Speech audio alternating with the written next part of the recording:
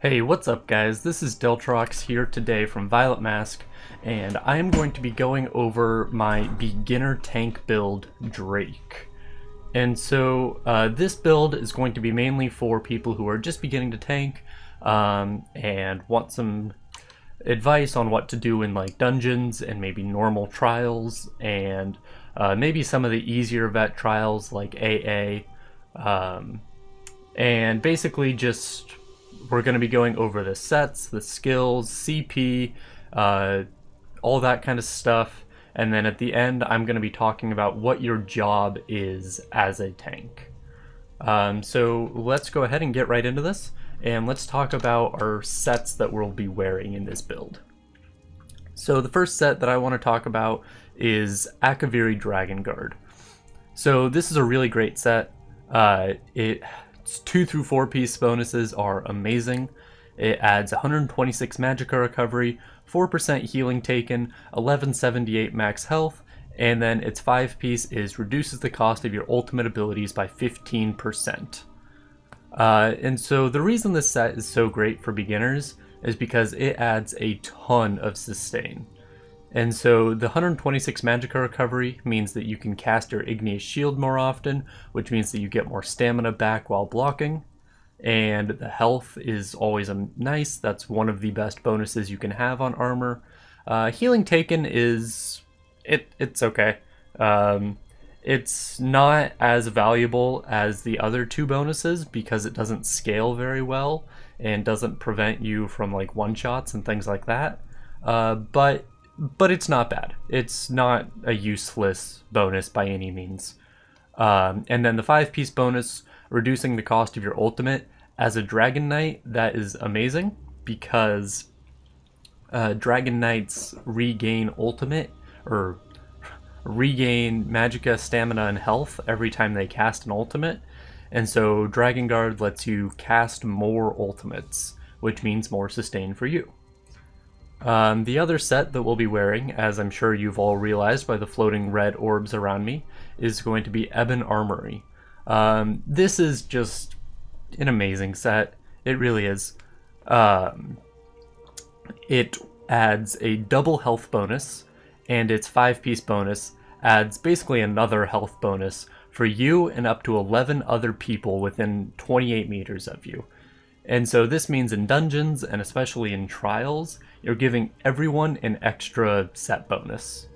And that is just crazy good value. It's always active, so you don't have to worry about doing anything to activate it or anything like that. And you get the health bonus too. And so it basically gives you 3 health bonuses, which is awesome. Health bonuses are, like I said, probably the best bonus that you can get from a 2 through 4 piece. And so Ebon gives you 3 total, which is super amazing. And it also gives it to your group members, which it doesn't sound like 1100 health is a whole lot, but after CP bonuses and things like that, this 1100 health is more like 1500, 1600 health. And that is enough to save people a lot more often than you would think. And finally, our monster set is going to be Bloodspawn. The reason I recommend Bloodspawn for beginner tanks is because it just helps your sustain and your survivability. Because not only does it increase your physical and spell resistance quite often, by a pretty sizable amount, that's about 10%, a little under. So that's going to be another 10% damage reduction. And then 14 ultimate, which, as I mentioned earlier, more ultimate means that you'll be having more sustain from your Battle Roar passive, which we'll talk about a little bit later. Some other options for gear sets is going to be Plague Doctor. I know I have a piece in here somewhere.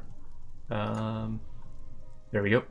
Plague Doctor, which for very similar reasons to Ebon, why we wear it, just tons and tons and tons of health. Plague Doctor gives you about 4 or 5 health bonuses equivalent, while Ebon gives you the 3. But Plague Doctor is a much more selfish set than Ebon is, because Plague Doctor doesn't do anything for the rest of your group. but otherwise it's very similar to Eben. So that's kind of up to you on which one you want to wear to begin with. Eben is a much better set overall, but if you're having trouble surviving, if you're dying a lot, then Plague Doctor is a pretty good replacement. Our other one that we're going to talk about is going to be Torug's Pact, which Torug's Pact is just a very easy to get set. It's craftable, which is very nice, but it doesn't offer a lot of selfish utility, which makes it kind of tough for beginner tanks. It does make your enchants easier to keep up, and because your enchants are stronger, and we use a weakening enchant, that actually means that the boss will be doing less damage to you. But all in all, it gives much less survivability than the other 3 sets that I'm talking about here. But Torug's Pact is an extremely powerful set once you get more experienced and don't have to worry about surviving as much, because of the enchant power that it gives. It makes your Crusher enchant a lot stronger, which means that the rest of your group members will be doing more damage. And then, like I said, it makes your weakening enchant stronger, which means that the boss will be doing less damage to you. So for skills, we're going to be taking some pretty defensive options, because like I said, this is a beginner tank build, and your most important job as a beginner tank is to not die. And so we're really going to be facilitating that kind of theme throughout this build. So first we're going to have Green Dragon Blood. This is a very expensive skill, 4234 magicka, but it's really powerful, especially if you fall to low health a lot, like if you miss a block or if you have a healer that's not quite as experienced or something like that, then it really helps. So the biggest thing you need to know about this skill, though, is that it heals you for 39% of your missing health. Not your maximum health, your missing health. And so what that means is that the lower health you get, the stronger this skill will become. So if you cast this skill at 70%, you're gonna heal like 2,000 health, and it's not gonna be worth it at all. But if you use this skill at like 30% or like 25%, then you'll get a massive heal. It'll heal you up to like 75%. And then especially if it crits, it just heals you for a ton. And so you really just gotta know when to use it and when to hold it, because this is also, as I mentioned, a very expensive skill, and so you don't want to be spamming this skill. The second part of it, you also gain Major Fortitude, Major Endurance, and Minor Vitality, increasing your health recovery, stamina recovery, and healing received for 23 seconds, is pretty useless. So the reason that this is so bad is because health recovery is cut down by you being a vampire, which we will want you to be a vampire. Stamina recovery doesn't activate while blocking, and you will be pretty much perma-blocking with this build. And then healing received by 8% is okay, but it activates after you use your big heal, so it's kind of whatever. So yeah, Green Dragon Blood, use it when at low health, don't use it when at high health. Our next ability is going to be Heroic Slash. This costs a decent amount of stamina, so if you're running low on stamina, don't cast this ability, because like it's a very powerful effect and it's a very nice effect, but it's not worth you running out of stamina and dying for. So it's surprise an enemy with a deep lunge, dealing 2963 physical damage and reducing their movement speed by 60% for 4 seconds. Also afflicts the enemy with minor maim, reducing their damage done by 15% for 12 seconds. You gain minor heroism, granting you 1 ultimate every 1.5 seconds for 9 seconds. So the first part of this ability is the damage and the snare. The damage is pretty useless. It's super low as a tank. It's going to be like a couple hundred, because we have no penetration or anything. And so wouldn't worry about it too much. The snare is okay. It's a powerful snare, but it's super short. And so if you're running from something, you're better off using like blockade or talons or something like that to slow them down rather than heroic slash. The minor maim is where the skill really shines, because minor maim, this is the easiest way to put it onto bosses, and minor maim on bosses will reduce all their different damage that they do through mechanics. So like the warrior's starfall will get reduced by minor maim, and just in VMAL, the pretty much everything that Rakat does gets reduced by heroic slash, like the tethers and the unstable void and the beach balls and all that will get reduced by minor maim. And so it's really powerful, and Talons, I believe, doesn't put it on the boss because bosses are CC immune. And so it's just a really nice way to put it on the boss at all times. Another thing is that you gain minor heroism, and minor heroism is another 2/3 of an ult a second, and more ulti means more warhorns, which means more group damage. And the last thing I want to talk about with this skill is that the minor heroism lasts to 9 seconds, while the minor maim lasts for 12. And so you'll see with my action duration reminder here, the timer goes to 12, which means that you'll want to recast this every 9 seconds though. And so you'll wait for it to get down to 3, and you'll cast it again. Pretty simple stuff, especially because it's the exact same thing with Pierce Armor, our next ability we're going to be talking about, which is thrust your weapon with disciplined precision at an enemy, dealing 2709 physical damage and taunting them to attack you for 15 seconds. Also afflicts the enemy with major fracture and major breach, reducing their physical resistance and spell resistance by 5280 for 12 seconds. So this is our bread and butter taunt. It's super cheap. 1500 stam is really cheap for an ability. It gets reduced by all of our one hand and shield passives, and that's why it's so cheap. But basically it taunts them to attack you for 15 seconds. So at the very least you'll want to recast this ability every 15 seconds. But what we're really looking at is the major fracture and breach, which these buffs, they don't stack, so they won't stack from other sources like elemental drain or anything like that. Excuse me. As long as it's on the boss, your group will be doing a little bit more than 10% more damage to them, which is super huge. And so you want to make it sure it's up at 100% uptime. And so that's why you'll be recasting this ability every 12 seconds. Next ability we're going to be talking about is the Obsidian Shield morphs. Currently I have Igneous Shield, but for this build I would actually recommend Fragmented Shield, because Fragmented Shield will increase this major mending buff. But let's read through this ability. Call the earth to your defense, granting a damage shield for you and nearby allies that absorbs 4589 damage. Your own damage shield absorbs 150% additional damage. You also gain major mending, increasing your healing done by 25% for 3 seconds. So a few things to note about this. 4589 damage is pretty sizable damage shield for being a bread and butter skill.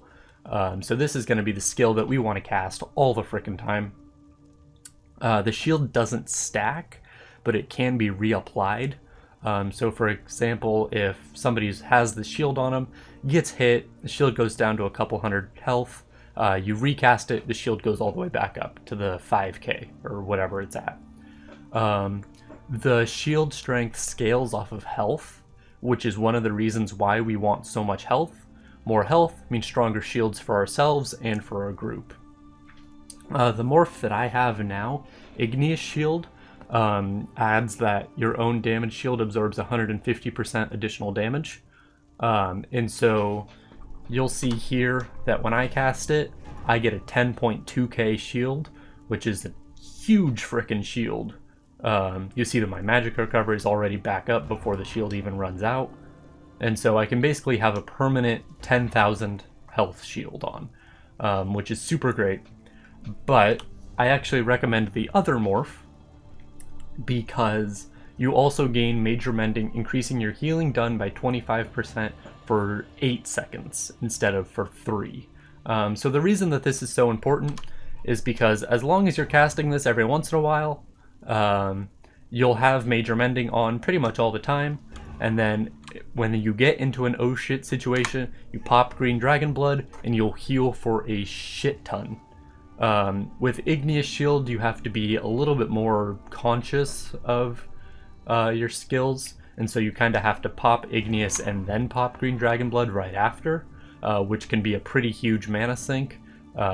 It's about 8k mana for that combo, which is pretty expensive.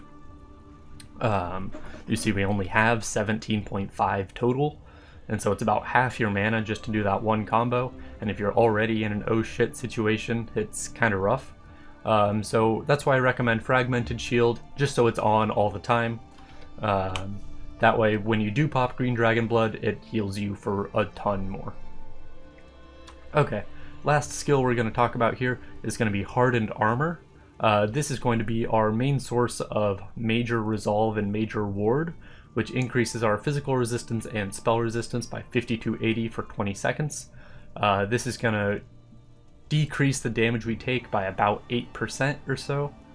And then we also gain a damage shield equal to 18% of our max health for 6.9 seconds. So that's going to be super handy. And then while active, the armor returns 572 magic damage to any enemy that uses a direct damage attack against you. So each one of these effects is actually super important. So the Major Resolve and Major Ward, as I mentioned, will reduce the damage you take by about 8%. The damage shield you gain is actually pretty sizable. You see it's 8,600. And what's really nice about this is that this is actually a much cheaper skill than Igneous Shield. You see it's about 1,300 magicka less. And if you have Fragmented Shield, it's actually going to be about double the strength of Igneous Shield as well. And so if you get into a rough situation, if the boss is just beating on you, you're running low on magicka, you're not getting healed for whatever reason, just pop this instead of Igneous Shield, because it's a more efficient shield than Igneous is. And it keeps your Major Resolve and Ward up, which is nice, because if that runs out, you definitely start noticing the increase in damage you start taking. The final effect on it, the return damage, the reflect, isn't a big deal most of the time, but there will occasionally be armor sets or mechanics or things like that that need you to be damaging the enemy, and Hardened Armor is just the easiest way to do that. It's also a source of soft taunt, which is basically if you damage an enemy, they will continue to attack you as long as you continue to damage them. And so, like, say this target skeleton here was a real enemy, I attack him and then pop my Hardened Armor, I don't actually have to taunt him for him to keep attacking me. This isn't completely reliable. Sometimes it works better than other times. But basically, you go in, you soft taunt a whole bunch of enemies, pop Hardened Armor so they start hitting you and then taking damage, and they'll stay hitting you, which is super important for a tank. And then any ones that kind of straggle off, you can just actually hard taunt with Pierce Armor. Our ultimate for this bar is going to be Magma Shell. Ignite the molten lava in your veins, limiting incoming damage to 3% of your max health and dealing 526 flame damage to nearby enemies each second for 10.8 seconds. When activated, nearby allies gain a damage shield for 122% of their max health for 9 seconds. So this is super powerful because... One second. Whew, man, that yawn came out of nowhere. Okay. So this is basically 10 seconds of God mode. It's very, very tough to die with this ability on. And so if you get in a rough, sticky situation, just boom, and you don't have to worry about it anymore. You'll heal for a shit ton because of Battle Roar, you'll get all your resources back, and you'll be basically invincible. And, as a bonus effect, you'll soft taunt everything near you, and if any allies are near you, they will also basically become invincible for the next few seconds, because they get a massive damage shield. And so this is just kind of an oh shit button, super helpful for beginner tanks. Don't feel bad about using this ability. As a learning tank, your #1 job is to not die. As long as you don't die and you don't move, you're doing pretty good. It's when you start moving and dying a lot is when you really start to fall apart as a tank. The back bar has a lot of different options you can put back here, but this is going to be my kind of standard setup. Which our first skill is going to be Engulfing Flames. This skill is good for one reason, and one reason only. Affected enemies take 10% more damage from all fire damage attacks. So the reason that this is so good is because pretty much all Magicka DPS do fire damage, and quite a bit of it. Do a majority fire damage even. Especially now that everyone is running double flame staves. This is so powerful because it increases all their fire damage. It increases their blockade, their light attacks, their ultimates, everything. And so this is just super powerful, gives them a ton more damage, and it's a pretty easy and cheap skill for us to use. Next up is going to be Blockade of Frost. So this skill actually has a bunch of hidden strength, quote unquote. So let's read through the tooltip first.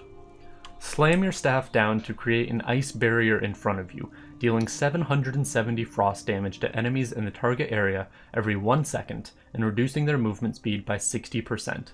Chilled enemies become frozen and are immobilized for 4 seconds. So first off, let's talk about the movement speed. So as a snare, this is a super powerful wide AoE snare. Snares aren't useful most of the time, but occasionally they are super nice to have. The first thing that comes to mind for me is the beetle in Fang Lair on the final boss. You kite that thing around as a tank, you don't stand and fight it. And so being able to snare it so that you don't have to sprint the whole time is really handy. And then also chilled enemies become frozen and are immobilized for 4 seconds. This won't happen much because of the way that AoE frost damage works and implying chilled, but when it does happen, it's really nice. Because it's basically just a free talons. Finally, for the hidden strength of this ability, is that since this is a weapon damage ability, it will actually proc your enchants. And so this is a dot that procs your enchants, which means that you can just pop it down on your back bar, switch to your front bar, and don't have to worry about it again for another 8 seconds. It'll proc every 5 seconds on the boss. You can see up by its health bar, the weakening enchant is proccing. Even though I'm on my front bar, you'll see it proc again. Boop. 100% uptime as long as you keep your blockade up. And so that is the #1 reason we use this skill, to keep our weakening enchant up as much as we can. And finally, the last kind of hidden effect is this chilled that I was talking about. It doesn't happen super often, but when it does, it actually applies minor maim. And so let's see if we can get it to a proc. It'll actually proc a lot more often on light attacks than it will on the AoE itself. I believe it's about a 10% chance on light attacks.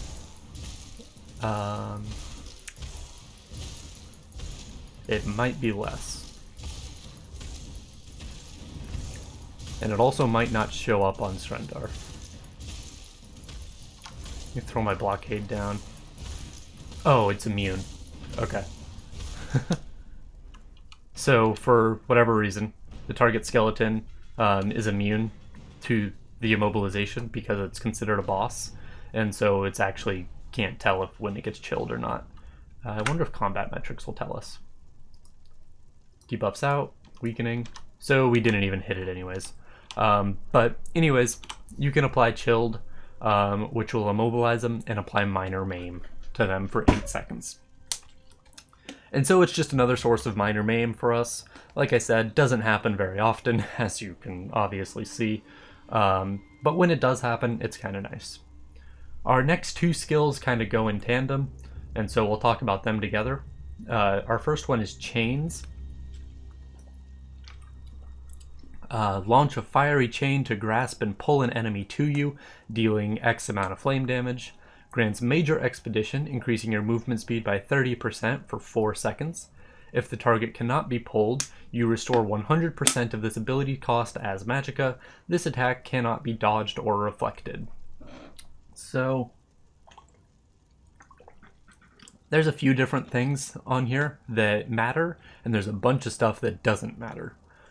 So first off, the damage doesn't really matter. The can't be dodged or reflected doesn't really matter.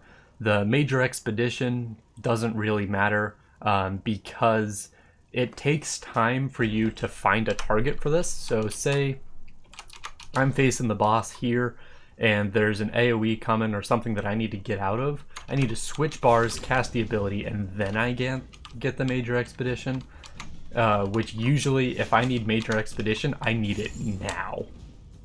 And so it's just not super helpful unless you're already targeted, already on this back bar, and then you can get it. But most of the time you're better off just on your sword and shield bar and then sprinting. You'll move faster. You won't have to wait and cast it before turning around. But it can be helpful sometimes, but most of the time I don't worry about it. But the part that is important is that you grasp and pull an enemy to you. So I can't show it in here, but basically if I were standing here and I cast this ability, if this skeleton were a normal enemy, he would be pulled to right in front of me, just like right on the edge of this octagon. And then finally, you'll see that when I cast this, my magicka gets restored. And so if an enemy is CC immune, you can just chain them all day long until they become not CC immune anymore, and then they'll get chained right away. So if there's an ad outside of your reach, especially in something like VMAL on the twins, if there's an ad out of your reach and it can't be chained, just keep spamming chains until it can be, and then zoop, it'll come right next to you as soon as it can. And so that's a very underrated part of that skill. It lets you just spam that ability like crazy, which is really nice. And so the other part of our crowd control combo is going to be choking talons. This ability is call forth talons from the ground, dealing X amount of magic damage to enemies near you and immobilizing them for 4 seconds. Enemies hit are afflicted with minor maim, reducing their damage done by 15% for 7 seconds. An ally near the talons can activate the ignite synergy, dealing 3853 magic damage to all enemies held within them. So a bunch of different things to this skill, just like with chains, but the important thing about talons is that almost every single one of these abilities is super nice.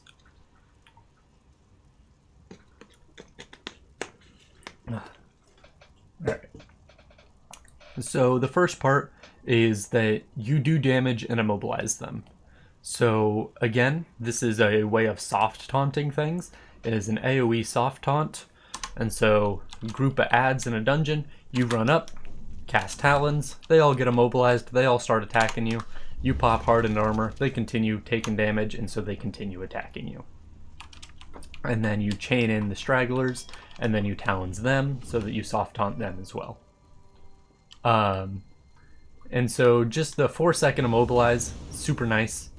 You'll see that this target skeleton is immune to CC, so it kind of comes up and hits him and then goes away. if he wasn't immune to CC, it would just come up and it would just hold him in place for the next 4 seconds.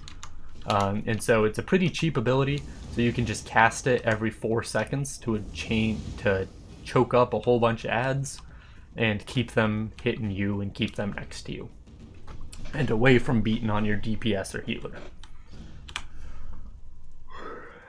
Finally, they're affected with minor maim, which most of the time ads aren't a big deal, but when they are a big deal, they're really a big deal. And so reducing all of their damage by 15% is super nice and super handy.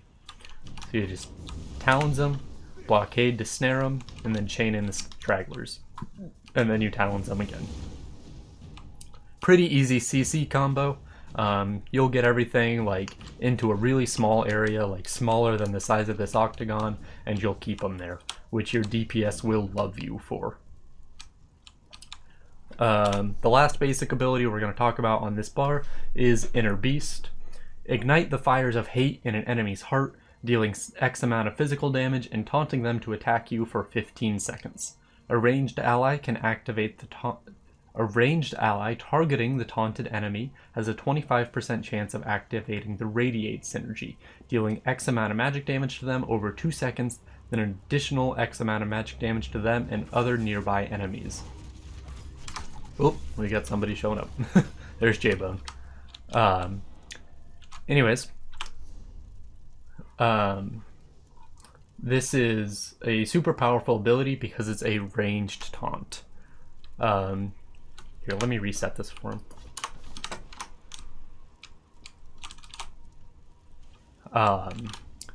And so this is a ranged taunt, which means that here, let's let him have this dummy, and we'll go down here to this one. I know he doesn't like these ones anyways. That way I can show you how this range taunt works. So, you'll see, I taunt him, and I taunt him from clear over here. Super nice. Taunt him too. And it's a super expensive skill, so you don't want to use this as your main taunt, and it also doesn't apply Major Fracture and Breach, but it is nice when you need to range taunt things. You'll notice it is a projectile, so it does take a second for it to get there. You'll see it's kind of a little like shout in the air. It's like, don't. And so just be aware of that. If a boss is leading up a heavy on one of your DPS, this skill probably won't reach them in time. The synergy is okay. It does a bunch of damage, but not... It does about 20k or so, which is nice, but it's not going to be changing any fights anytime soon, you know? And it's super finicky. Like, range target has to be at like exactly the right range. It's like 25 to 28 meters away from the boss or something like that. And DPS usually don't hit synergies anyways, so it's just kind of weird. I prefer this morph to the other morph because it costs stamina, and our stamina is usually a lot higher, so I like to save it for our important abilities and then save Magicka for our utility abilities. Because our Magicka will usually be super low because we're spamming Igneous Shield like crazy. And so that's why I like having this one be a stamina taunt instead of a Magicka taunt. Finally, our ultimate ability on the back bar is going to be Aggressive Warhorn. This is sound a war horn to rally your forces, increasing you and your allies' max magicka and max stamina by 10% for 30 seconds. You and your allies gain major force, increasing your critical damage by 15% for 9.5 seconds. So, this is such a powerful ability because a lot of DPS skills scale better off of max magicka or stamina than they do off of weapon and spell damage. And so this is basically not 10% increased damage, but it's something like that, you know? And then you also increase their critical damage by 15%, and about 3/4 of DPS's damage is critical damage usually. And so you're boosting your DPS's damage by like 20% for 10 seconds when you use this ability, which is just crazy powerful. And so it's the most useful ultimate in the game for support roles, and so that's the one that we're going to want to be using anytime we can. It's also a super expensive ultimate. It has 250 ultimate as a base cost, and so when we cast it, we'll get all of our resources back. Like, we'll go up to full magicka, stamina, and health. Like, it's crazy. It's just, you're getting low, you have enough ultimate to cast a Warhorn, pop a Warhorn, and boom, you're not low anymore. And so that's super nice. Like I said, it's not bad if you cast a Magma Shell, because your biggest job is to stay alive, but Warhorn is a better ultimate. Okay, next up I want to talk about some other skills that we can run in place of these backbar skills. So if, for example, you're somewhere where you don't have any magicka DPS, so you don't need Engulfing Flames, or you're running like Asylum Sanctorum, where there's no ads to be chained or taloned, or you don't need a rage taunt or something like that. These are some other options you can run instead. So the first one that I want to talk about is Blood Altar. So this is a super powerful synergy heal for your DPS. It is kind of tricky to use though, because it's a 2-second channel time, which means that when you drop this, you won't be blocking. You can cancel this with blocking, but then you just wasted that time and made yourself vulnerable. It is definitely more important to block a heavy attack rather than cast this skill, but just keep that in mind. You can cast it and cancel it a whole bunch of different ways. You can cancel it through roll dodge, things like that, but just be really careful if you're using the skill. But once you do get it down, it is a overall heal that just kind of keeps happening to all your DPS, which is super nice to keep them topped off. And then when they get low, it's a super powerful burst heal. You'll see it's a 78% of their max health burst heal. It is a fairly expensive skill, and a dangerous one to use, like I said, so be really careful when using it, but if you can get it off, it's super powerful. The next one I want to talk about is Deep Thoughts. You could actually put this on your front bar and then switch Green Dragon Blood to your back bar. This is powerful because it regenerates your magicka and stamina like crazy. The reason I don't have it on the main build is because it's another one of those skills that's kind of dangerous to use, because even though you gain major protection while meditating, you take way more damage than if you were just blocking. And so as a beginner tank, I think you should just block, hold out, and just kind of chill out and don't worry about things too much. Heavy attack when you need the resources. But as you get more experienced and more comfortable with boss mechanics, you can start meditating for 1 or 2 seconds in between each one of their attacks, and then coming back and blocking. Man, my mouse has been super weird lately. So you can cancel this with block, light attack, or I believe another skill. Yep. But you can't roll dodge cancel it, so that can also be kind of dangerous. So you can hear I'm mashing my button, but it doesn't roll dodge at all.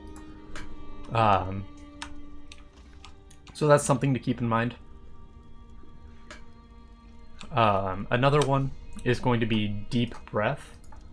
This is especially helpful in certain trials where lots of things need to be interrupted at once, such as Maw Lorcage with the twins and the light ads, the ads in Halls of Fabrication, I'm not very good with Halls of Fabrication, but I know that there's ads in there that you need to Deep Breath interrupt. And then in Hellraw Citadel, if you're going up top, you can bash all of the flame shapers at once. Finally, we'll have 2 more skills here. One of them will be Purge.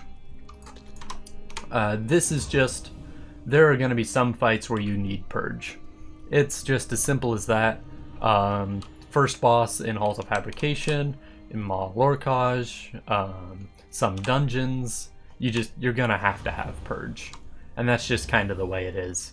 And so, when you need Purge, run it. When you don't, obviously don't. Something to note is that it does affect this Magicka Aid passive, which increases your Magicka recovery by 10%. So if you don't need any of these skills, you can throw it back here just to get the extra Magicka recovery. It is currently bugged on Murkmire patch, but they're fixing that on Wrathstone, so I wouldn't worry about it too much. And then finally, the last skill is going to be the Reflective Plate, also known as Wings. This is nice because it removes snares from you and makes you immune to snares. So that is super nice on some dungeons. So in dungeons like Scalecaller Peak, where you need to run really fast, you're usually snared a lot more often than you'd think. And so if you're sprinting and moving like a freaking snail, Wings will actually help you a lot more than something like Race Against Time will, or Channeled Acceleration. Because Wings just lets you pop that, you can sprint, and then you won't be snared and you won't be slowed, and you'll get the 40% bonus from sprint. So those are my kind of flex options, but like I said, my default options would be Gulfing Flames, Blockade, Chains, Talons, Inner Beast, and then Green Dragon Blood on the front bar. So now, let's talk about passives and what passives are important. I've mentioned just about every one of these so far, so if you've been paying attention, you'll know which ones these, what these actually already do. But our first one that we're going to talk about is Battle Roar, which is when you cast an ultimate ability, you restore 55 health, 46 magicka, and 46 stamina for each point of the ultimate's cost. This is where a lot of our sustain comes from. This will activate even through block, so I don't have an ultimate right now, but let me start charging one up.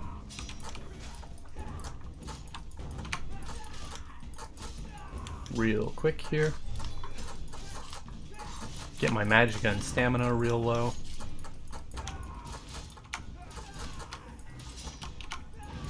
See, my magicka and stamina are both super low. Pop Warhorn, boom, they're almost full. And so that's just where a lot of our sustain comes from. You saw how fast I was generating an ult there, and so you can do the math. It's a lot of stamina and magicka and health regen. Next one we're going to talk about is Helping Hands. When you cast an Earth and Heart ability, you restore 990 stamina. So the only ability that this really matters for is Igneous Shield. You'll see, cast some stamina abilities, get our stamina nice and low. Even if we block, it still restores our stamina. And so this passive lets us turn our magicka recovery into stamina recovery, which is super nice because we're the only class that can do that. And so that's why so many tanks are Dragon Knights, because other classes have a lot of trouble sustaining compared to Dragon Knights. Because in certain vet trials and vet dungeons, you'll need to be perma-blocking. You won't have time to heavy attack or meditate. And so that's why you need to have a way of restoring stamina while blocking. Next up is going to be the Elder Dragon passive. This increases the range of your instant melee attacks by 2 meters, and this affects bash. So you'll see I can bash from a super from a super long distance away. Like, that is crazy. 2 meters further than any class. I can taunt from here. I can heroic slash from here. I can cast pretty much any of my abilities from this range. See, he's even out of range of my choking talons. But this is helpful sometimes because, for example, the second boss in Cradle of Shadows, the one where you have to run in Basher, you can run and then you can start bashing a lot sooner than other classes would be able to. Next passive we're going to talk about is Trifocus. This is in the Destruction passive line. You'll see you do not take this passive. The reason we don't take it is because of this last line. While a Frost Staff is equipped, blocking costs Magicka instead of Stamina. So you might be thinking, well, that sounds nice. I can block on my Magicka bar, and then I'll recover Stam. I'll switch to my Stamina bar, and I'll recover Magicka. That's nice in theory, but in actuality, what happens is you're casting all your abilities on your front bar, you spend most of your time on your front bar, you're super low Magicka, you need to switch, cast an ability, and you're out of Magicka. Boss heavy attacks you, and you die. And so you'll see, like, when we're doing our normal rotation, we are at much lower Magicka than we are at Stamina. Like, pretty much at all times. And so that's why we always want to be blocking with Stamina. That way we can keep using our Magicka as an expendable resource. And that's why I want the Inner Beast to be Stamina. That way when I need to taunt, I can.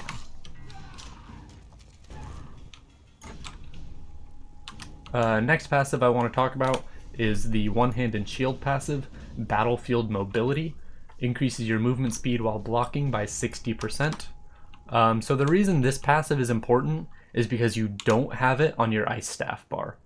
You're super slow on your Ice Staff bar, and so anytime you need to block and move at the same time, make sure to just switch, and you'll move a lot faster. So just keep that in mind. So if ever you're blocking and need to move out of something, just whoop, right back over, and you'll be good. There's final passives I want to talk about is the kind of tankiness passives, the ones that reduce damage taking while blocking and reduce the cost of blocking. So Fortress, Sword and Board, believe it is Iron Skin, and Elemental Force? No, Ancient Knowledge. There we go. Equipping a Frost Staff reduces the cost of blocking by 36% and increases the amount of damage you can block by 20%. And so that's just why we use an Ice Staff instead of a Lightning Staff, because we take less damage with an Ice Staff equipped. It's exactly the same as a Sword and Shield, it's just you move slower. And that's why we use an Ice Staff, because we get the advantage of utility skills like Elemental Blockade, and we get to range soft taunt things, and we get chilled, and just a whole bunch of other things that Sword and Shield doesn't have.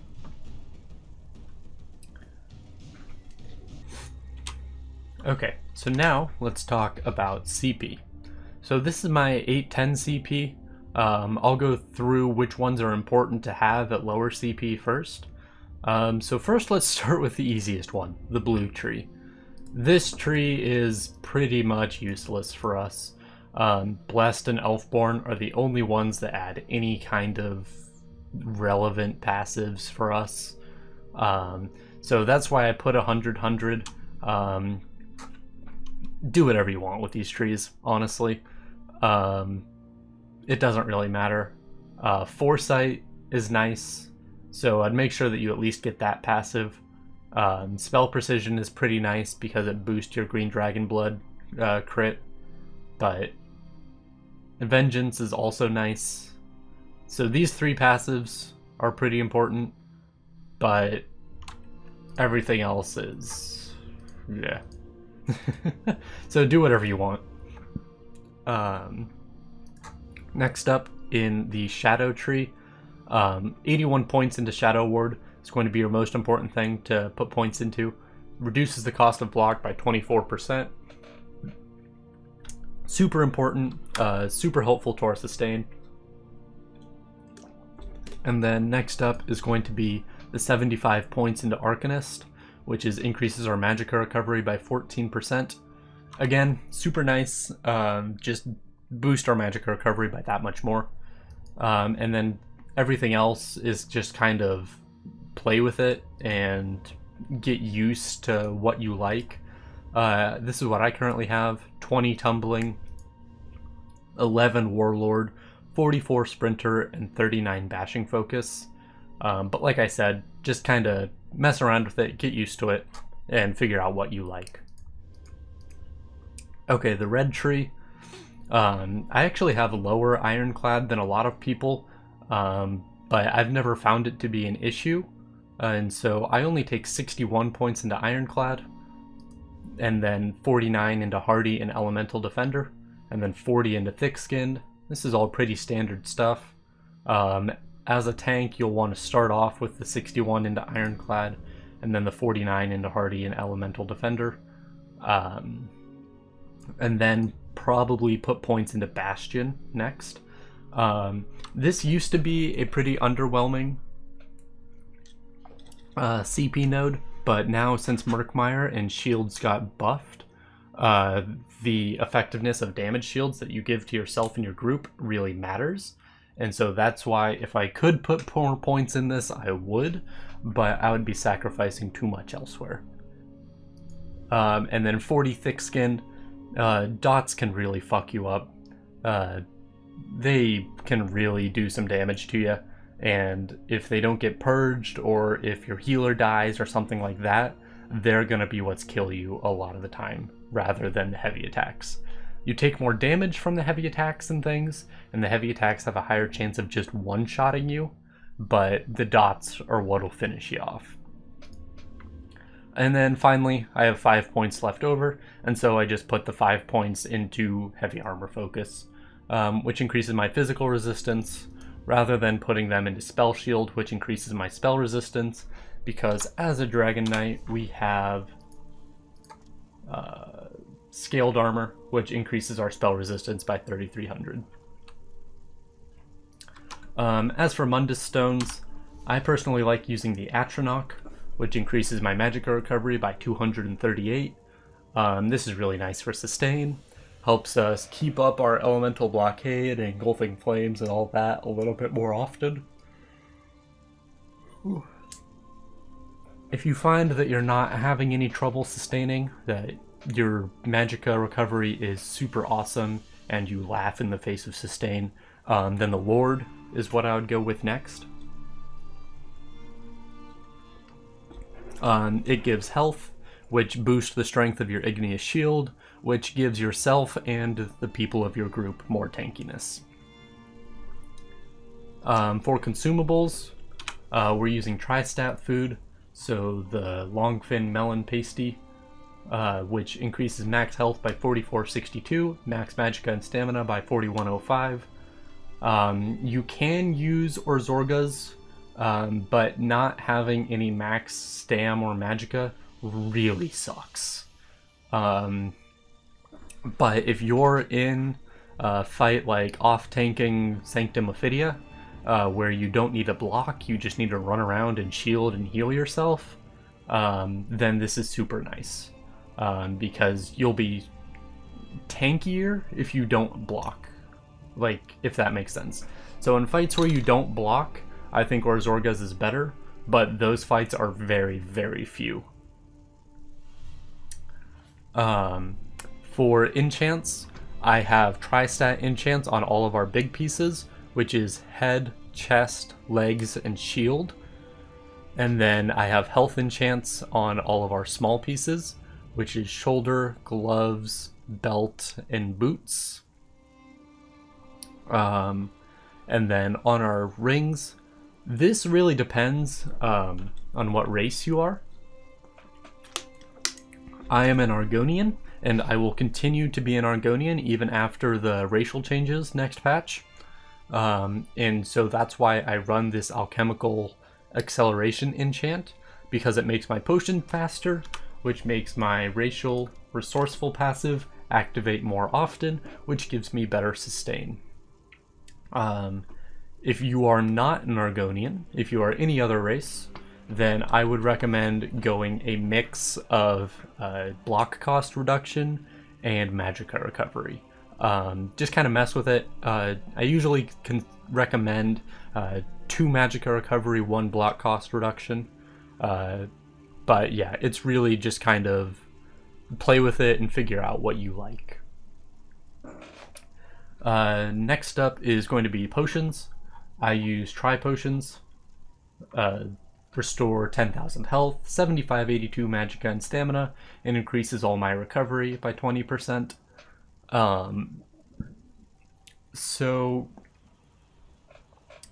this is nice because it restores everything. And then when you pair it on top of the Argonian passive, you just get a ton of resources. Jeez, sorry. Whew. You get a ton of resources every like 30 seconds. I would pretty much never recommend using any other potion. Maybe Essence of Speed in sometimes. In like Lord Warden, the final boss of Imperial City Prison, Essence of Speed can be kind of nice to help you run to the portals. But all in all, I think the Essence of Health, the Tripot, is just better. So that is made with Bug Loss, Columbine, and Mountain Flower. And then Lorcan's Tears as the potion solvent. Another thing while we're talking about alchemy potions, get the medicinal use passive. It makes your potion last longer, basically, the recovery effects, which the stamina and health recovery doesn't really matter, but the magicka recovery, the major intellect, is super nice and super handy. You'll see my magicka recovery is 1123 right now. I will pop a potion. And my magicka recovery is 1299. So that increases my magicka recovery by over 100, which is just super nice. Okay, finally, for traits, I'm sure you noticed it here, but I like infused on big pieces, for the most part. Sturdy on big pieces is fine. I think I just got sturdy on my Ebon Greaves instead of infused and didn't really care to change it. They're about the same, in all honesty. Just infused gives you a little bit more health, which I really value health, while sturdy will basically give you more sustain. On small pieces, though, absolutely go sturdy. Sturdy is super helpful for reducing your block cost, and so you just want to make sure to get that on all your small pieces. For jewelry, I actually like healthy for Dragon Knights, because like I said, it increases the strength of our Igneous Shield, which I really value. And so I would just really make sure to keep Igneous Shield as powerful as we can get it. It also increases the strength of your Hardened Armor, your Green Dragon Blood, makes you less prone to one-shots, and in general is just really nice. If you want a better sustain option, I would go Triune. And so on sets with very little sustain, sets like Alkosh, I tend to go Triune, just so that I can get better sustain off of them. Finally, for weapons, you're going to want both of them to be infused, just to pump up your Crusher enchant, which reduces the target's physical and spell resistance, and pump up your Weakening enchant, which is reducing the target's weapon and spell damage. You will want to be a vampire. The vampire passives are absolutely nuts. They are super, super powerful. 10% additional magicka recovery, and then Undeath, which this passive will save your life so many times. Reduces your damage taken by up to 33% based on your missing health while you are below 50% health. So it just makes you super tanky when you get low health, and then when you get low health, your Green Dragon Blood gets stronger, and so it lets you have a little bit more wiggle room in waiting to get to that low health, you know, in order to pop this. And so it's just super nice, especially for Dragon Knights. The health recovery doesn't matter because we have very low health recovery anyways. This would be like 500 if I wasn't a vampire, so it just doesn't matter. That'll never save our life. Ugh, sorry. Getting to the end of the video, my voice is dragging out.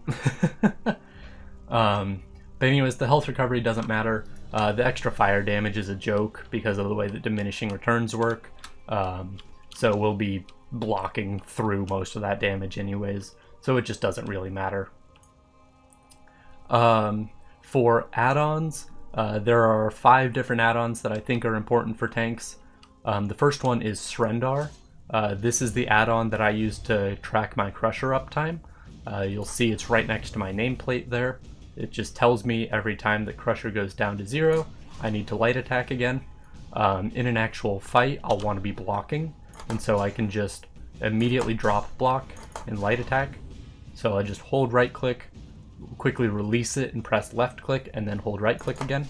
You'll see that I'll drop block for about 1/4 of a second, and it'll reapply my Crusher enchant. And so Srendar is super nice for that. It's also really helpful for tracking Warhorn. You'll see down near my stamina bar, it tells me the length of both Major Force and Aggressive Horn.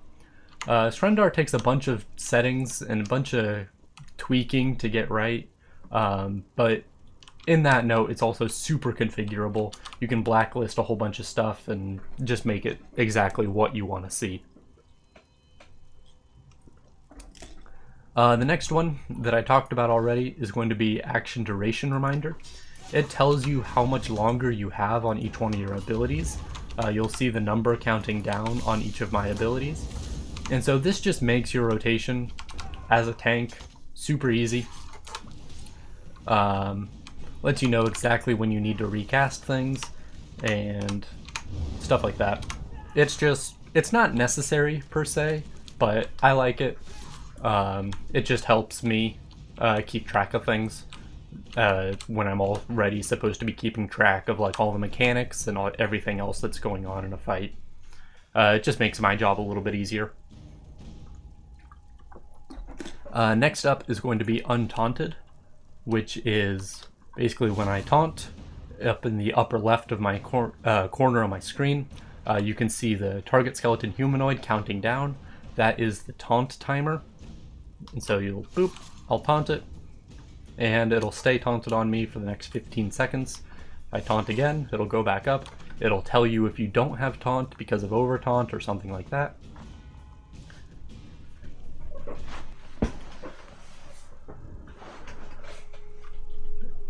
Next up is going to be the add-on Raid Notifier. Here it is. And so this will just tell you mechanics that are happening in a trial. It's not like cheating or anything like that. They're all things that you could see if there wasn't everything else also going on. It just makes things a little bit easier to see. And a lot of the times it's honestly more distracting than not.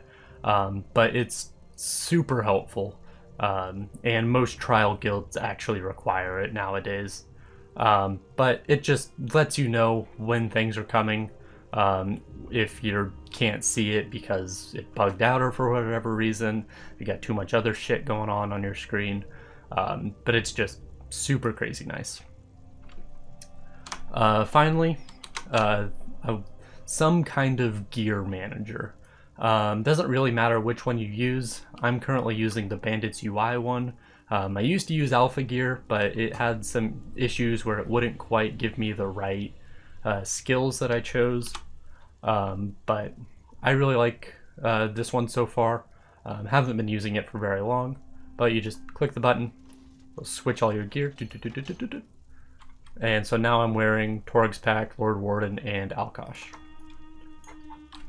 And you can tell because Torg's Pact, Alkosh, Lord Warden.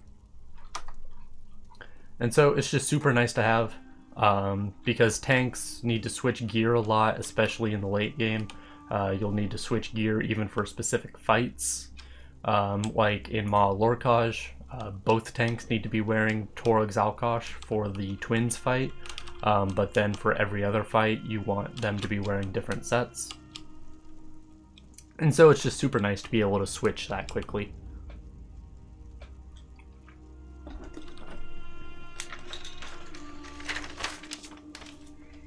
So finally, let's talk about what you should actually be doing as a tank. This is something that I feel a lot of build guides kind of miss out on, because like, yeah, I can know what gear to wear and what skills to use, but it won't mean that I'm a good tank, you know? And so there are a few things that you need to know. The first one is your number one job is to not die. If you die, you failed. You did something wrong. Like, you either didn't block, you ran out of resources, you didn't follow a mechanic, something went wrong. Sometimes you can blame the healer, but most of the time it's your fault. And so I always just say, as a rule of thumb, always assume that you messed up. Because it's pretty much always true, to be honest. Tanks have a lot of survivability options in this game, and especially if you're wearing defensive sets, then not very many things can kill you. Unless you mess up. And so that means a couple of different things. First off is knowing when and how to block. There are some fights where you need to perma-block. There are some fights where you don't block at all. Like, for example, Fang Lair, the fight with the beetle, the final one. The beetle pops up, you roll dodge that attack, and then you just sprint and kite it around for the entire fight. And you just run in circles around the boss so that he doesn't move, and he just kind of rotates with you, and you basically just run the entire fight. But for most fights, your general kind of mission is going to be to go up, taunt the boss, turn him around so that if he has any front-facing attacks, it won't hit your group, and then just kind of do your rotation, you know? Low slash, blockade, engulfing flames, switch back, and start spamming Igneous. But like I said, you need to know mechanics, and because there will be lots of times where you have to stop doing what you're doing to respect a mechanic, whether it's to block or to back up or to go and do a thing or whatever. So just keep that in mind. But your number one job is just to not die. Your second job is to not move. Or more specifically, to make sure the boss doesn't move. So this can be done, like I said, just by standing still. If there's red underneath you, don't move out of it. If there's a heavy attack coming, don't roll dodge it. Like, just stay still. This does come with a very important caveat, and that is you need to know when to move. Okay? So there are some fights, I'm just going to keep going back to this Fang Lair fight, where his heavy attack, where he spawns the beetle beneath you, that's a red AoE heavy attack, and so in most fights you would just stand there and take it, but you have to know as a tank that for that specific one you need to roll dodge and run away. And so that's why it's so important to know the mechanics as a tank. Because you need to know when to block and when to not. But as a rule of thumb, most of the time you will just be standing there and taking it. There are some times where bosses do stacking mechanics. So for example, the Stone Shaper in Bloodroot Forge, he will spawn fire underneath your feet. And so what you'll do is you'll kind of stand here, and then he'll spawn fire beneath you, and you'll just rotate ever so slightly. He'll spawn fire beneath you, rotate some more, spawn fire, back up a little bit, spawn fire, and just kind of keep going in this pattern. And just trying to move as little as possible to keep the fire in as small of an area as possible. Um, kind of another thing that I like as a tank, but isn't strictly necessary, is to lead your group. As a tank, you should be the leader.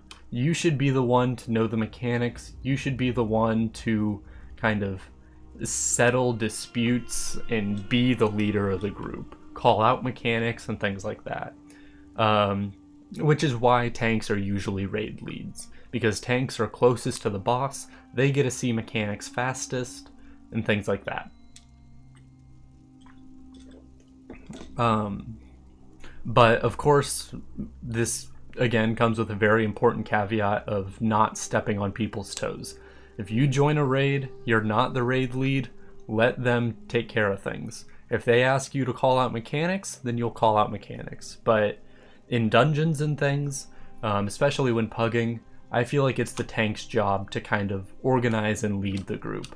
And if there are two different ways of doing it, it's usually the tank's job of deciding which one you should do. So that's, again, kind of a personal choice. That's what I think makes the role fun, is leading your group. But you don't necessarily have to, but it does make it a lot easier, and it is usually expected that the tanks will do it. Finally, your last and least important job, I'll probably get crucified for saying this, is to debuff and buff your group. So as a tank, your most important job is to survive and make sure your DPS doesn't die and make sure that the boss doesn't move. After that, you can start focusing on debuffing and buffing your group and casting war horns and shields and things like that. But as a beginner, really just focus on that not dying thing. Like, an extra 10% DPS won't matter if you keep dying every 5 minutes. And so really just learn your role first, and then learn at being good at it, and then learn to be great at it. Don't worry about crusher uptimes. Like, if a boss is heavy attacking, you don't need to worry about animation canceling your crusher enchant. If a boss is heavy attacking, you don't need to worry about bar swapping to cast engulfing flames, because both of those things have a very high chance of getting you killed unless you're very, very good at knowing what you're doing. And so just stay alive, don't move, and then worry about the debuffs. I think that's about it for this video. This is the longest video I've ever made. I know my voice kind of getting real like here at the end, and so I hope that wasn't too bad. If you guys have any questions, leave a comment below. Message me in game, message me on Discord, pretty much anything. I'm super easy to access, and I'm more than happy to answer all kinds of questions. And yeah, I hope you guys find this useful, and I hope I didn't misspeak too much.